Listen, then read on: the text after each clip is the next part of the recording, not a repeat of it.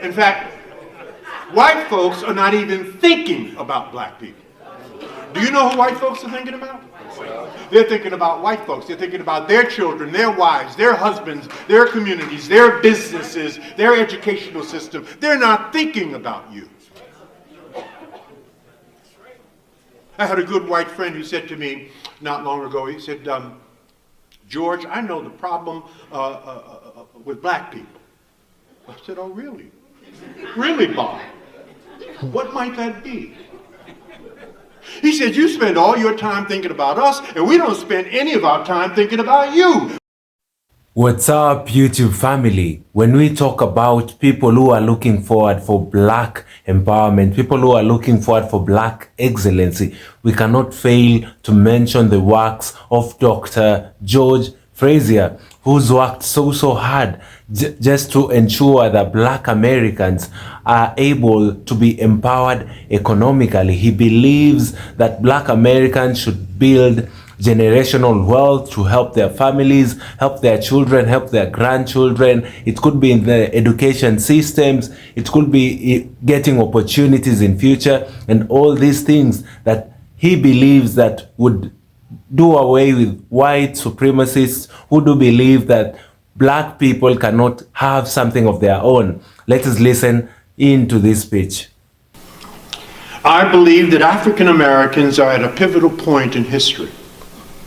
The world is not waiting for us to wake up to our power. It is time for African Americans to take a seat at the table, not only in America, but also in the global economy. Unfortunately, we continue to place our power in the hands of those who have historically oppressed us, and even worse, we continue to oppress each other. This is the meaning of internalized oppression. To continue to fall into the cultural hypnosis of thinking that white America controls our lives is a true abdication of our personal power, and the reality is that each and every day is an opportunity for us to create a new and powerful story in our culture, and unless we find a way to write this new story and to claim our power, there will be devastating implications for our community and for the world. In other words, brothers and sisters, there is no one to save us but us. In case no one told you this, I'm telling you this. They told me. They thought I was white. So, you know, Dr. Frazier, I was at an all-white event. I'm sort of like, maybe God put me here as a spy, a double agent. We will not be saving black people. No. In fact, white folks are not even thinking about black people. Do you know who white folks are thinking about? They're thinking about white folks. They're thinking about their children, their wives, their husbands, their communities, their businesses, their educational system. They're not thinking about you. I had a good white friend who said to me not long ago, he said, George, I know the problem with black people. I said, oh, really? Really, Bob? What might that be? He said, you spend all your time thinking about us, and we don't spend any of our time thinking about you. Therefore, if you're not thinking about you, and we damn sure ain't thinking about you, who's thinking about you? Well, I had to do a Holy Ghost dance. I had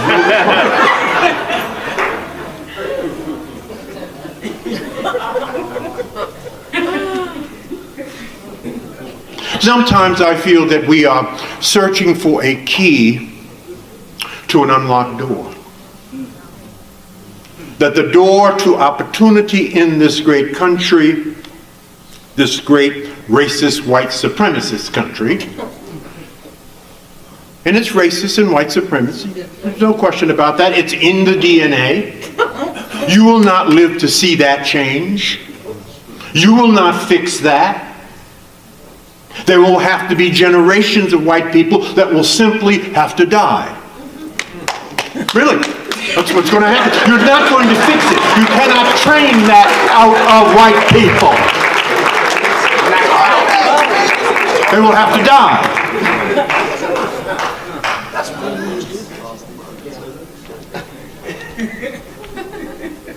So we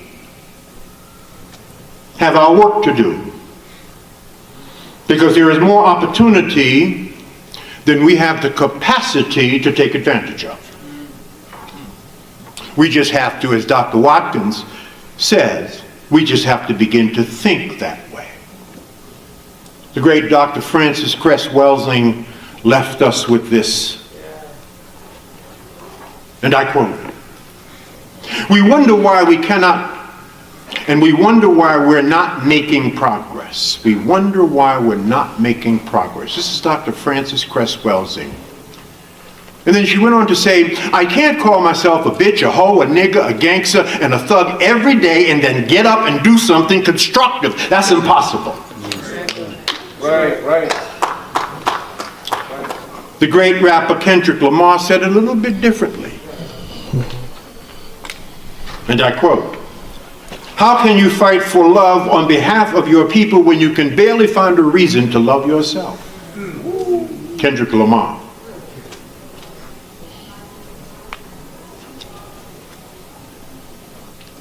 Drake said it a little bit differently. I happen to like Drake. I like the way he put this. I like the way he spit this out. And he said, started from the bottom, now I'm here.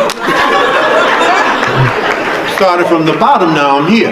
Absolutely, I can relate to that. Born in Brooklyn, New York, in Bed-Stuy. Like how George Frazier tackles this topic of white supremacy in the US.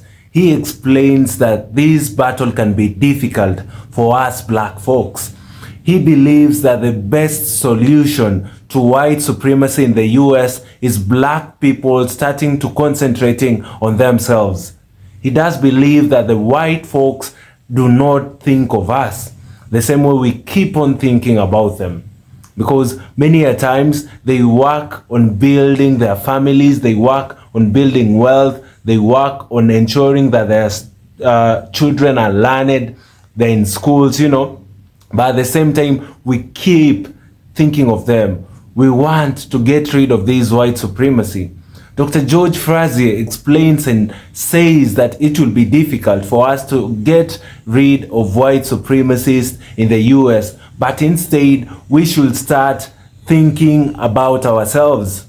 We should start changing the analogy that it's outside there, that black people are thieves, black people are gangsters, that there is nothing good that can come from us. We should start acting in a way that would change the narrative. How will we get rid of these white supremacists? He says it's difficult. He mentions that it will take generations of white people dying for this whole analogy to change.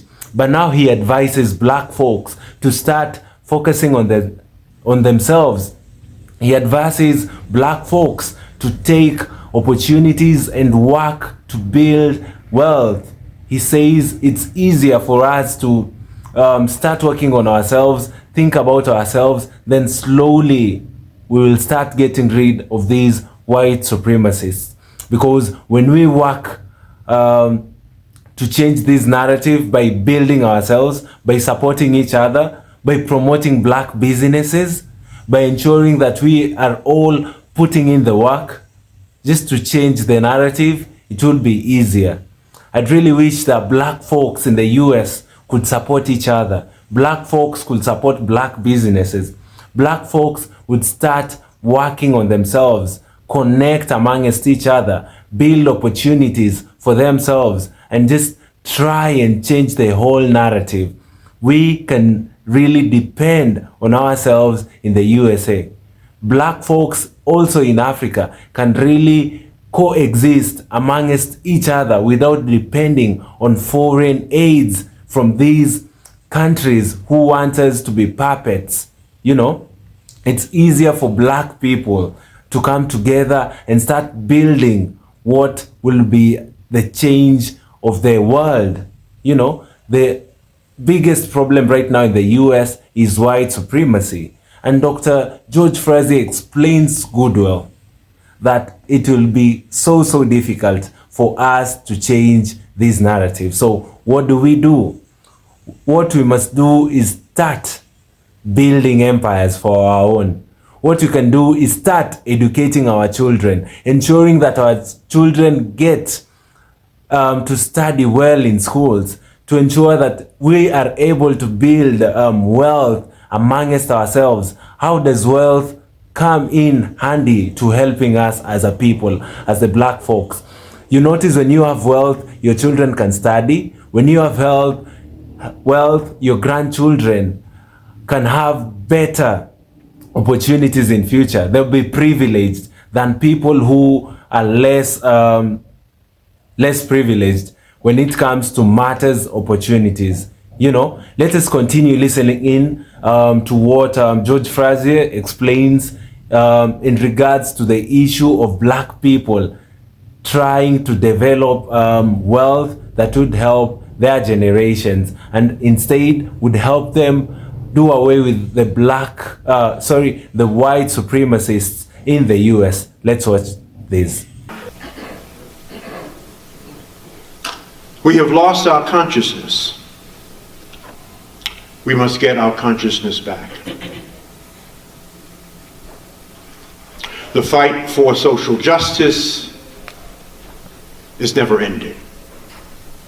We will not achieve it in our lifetime. And as I said earlier, many more will die before this occurs. But that's how it's always been. In studying our people, I have noticed that it takes us about 100 years to achieve the things that we want to achieve. Our fight for freedom. Isn't it interesting that we achieved our freedom without guns or money? And it took us 250 years, but we achieved our freedom. That's how awesome black people are. We freed ourselves without guns or money. Why do you think we were able to do that? We were right, and they were wrong. And whenever you are operating out of goodness and righteousness, you will always win. We achieved our civil rights, voting rights, and public access from 1864 to 1964. It took 100 years, but we achieved it. And we did it without guns or money. Why were we able to do that? Because we were right.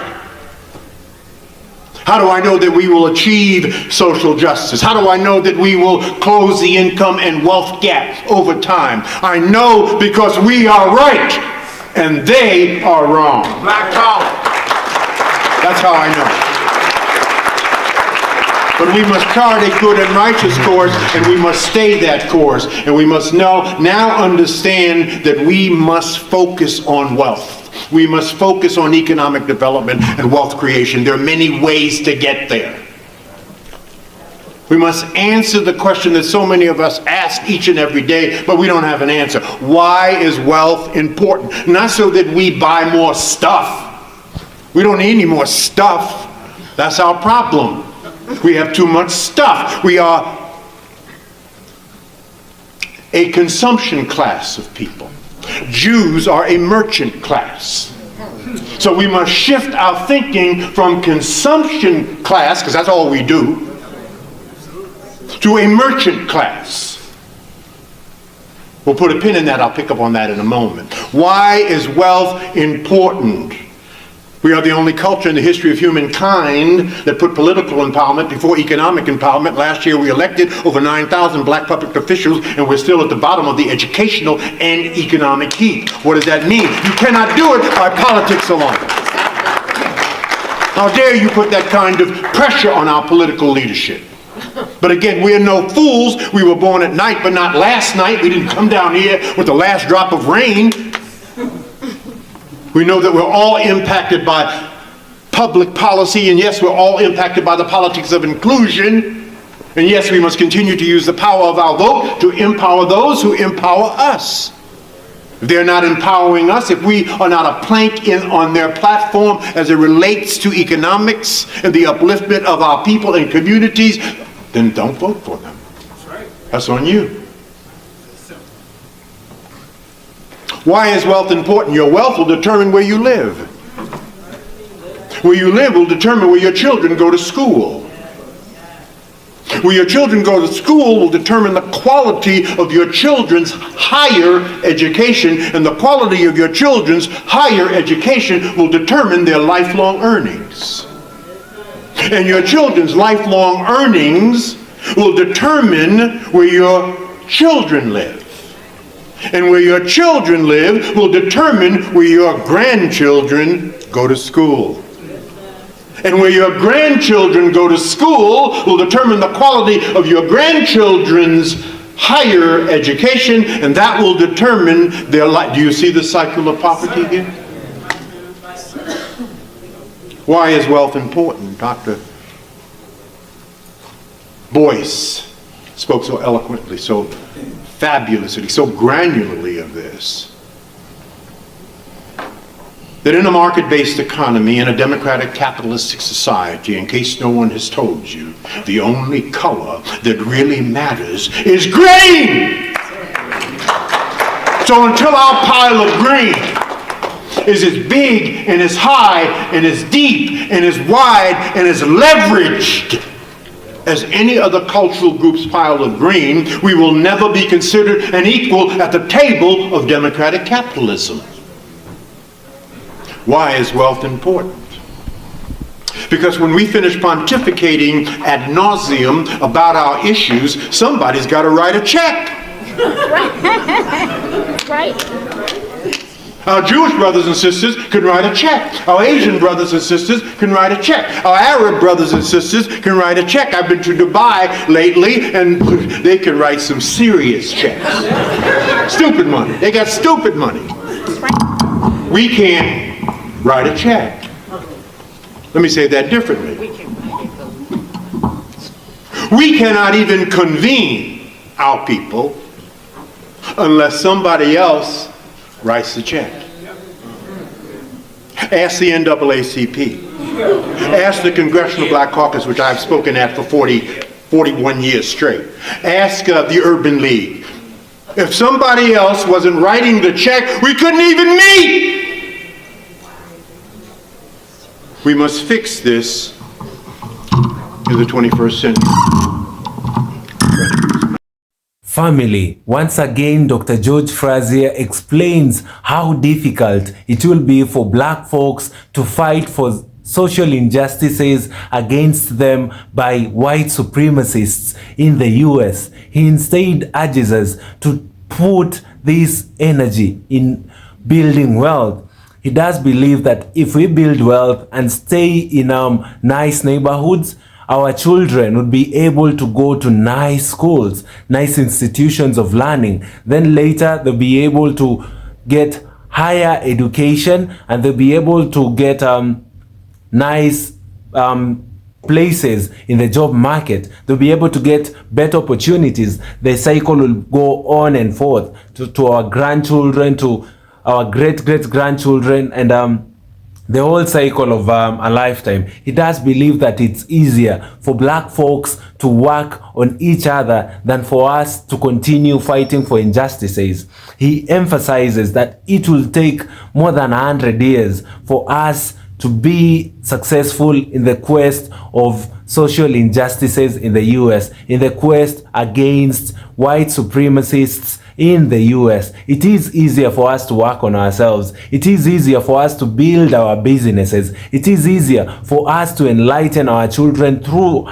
nice education systems. It is easier for us to support other black businesses in the US and continue building wealth. And he emphasizes that building wealth is so important, because we shall have enlightened our children, we shall have given them better opportunities in future than somebody who's not built that wealth. Because these people cannot be against us, and at the same time there is nothing that we are doing to improve ourselves. It's time that black folks get outside there, work on themselves, support each other, and ensure that we build an empire of black people in the US. That way it will be easier for us to survive. It will be easier for us to even continue in the quest of fighting these social injustices, because we shall have been empowered. You know, wealth comes with empowerment too.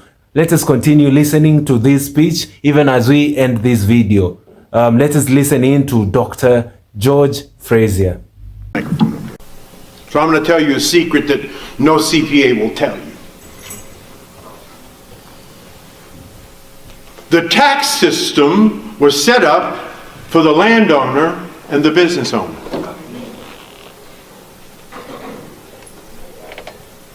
The landowner and the business owner. So if we don't own land, and we own the fewest number of homes per capita of any cultural group in this country, and we came over here on the Mayflower, and we don't own businesses, and we own the fewest number of businesses per capita of any cultural group in this country, and again, we came over here on the Mayflower, you cannot fully exploit the American tax system. The American tax system will exploit you.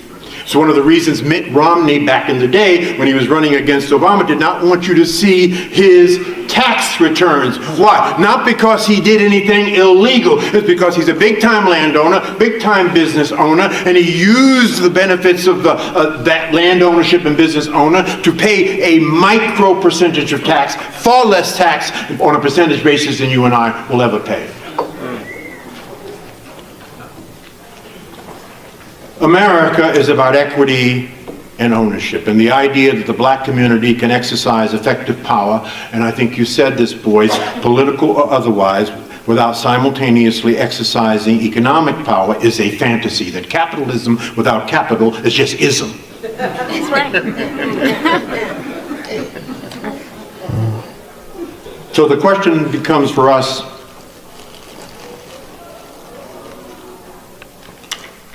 or the statement, there can be no collective will and vision without a strong sense of identity, and there can be no strong sense of identity without a unifying purpose. So the question then is, what are we unified around? What is the next big thing? What is the third and final moral imperative and moral assignment? The first two, freedom. The second was civil rights, voting rights, and public access. The third, as far as I'm concerned, is economic development, wealth creation, closing of the income and wealth gap. So, because when we look at the world today, we will see that powerful nations and powerful people are producing people and not just consuming people. And as I've often said in my many speeches around the country, you cannot consume yourself into equality, and you cannot consume yourself into power. And those people who depend upon consumption will see as they consume the products of others and do not produce for themselves will ultimately be consumed by others. Therefore, in the 21st century, the goal for us as a community must be to become a community of owners and savers instead of a community of consumers and renters. Family, what next? We fought for the freedom.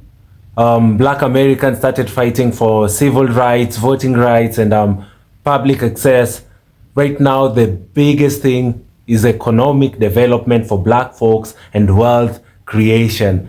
Those are the words of Dr. George Frazier as he advises black folks in the US on what next. You know, we have been fighting for social injustices. What next? We have fought for civil rights. What next? We have fought for our freedom. What next? And he says that the biggest thing yet is wealth creation, is economic empowerment amongst black folks in the US. So guys, thank you so much for watching this video. Kindly do consider subscribing to this channel for amazing black stories in Africa and in the diaspora. And the goal of the channel is to educate and empower people so that we may be able to learn together about our history, that is the black history. So guys, thank you so much. Kindly comment down below. Let me know what you think about this video so that we may be able to share ideas and get to learn from each other.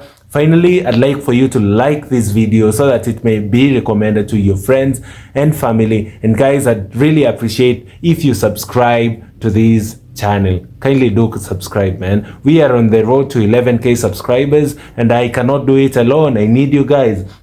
And guys, you can also support me through super thanks down below, and I'd be so grateful. So guys, see you all in my next video. Goodbye for now.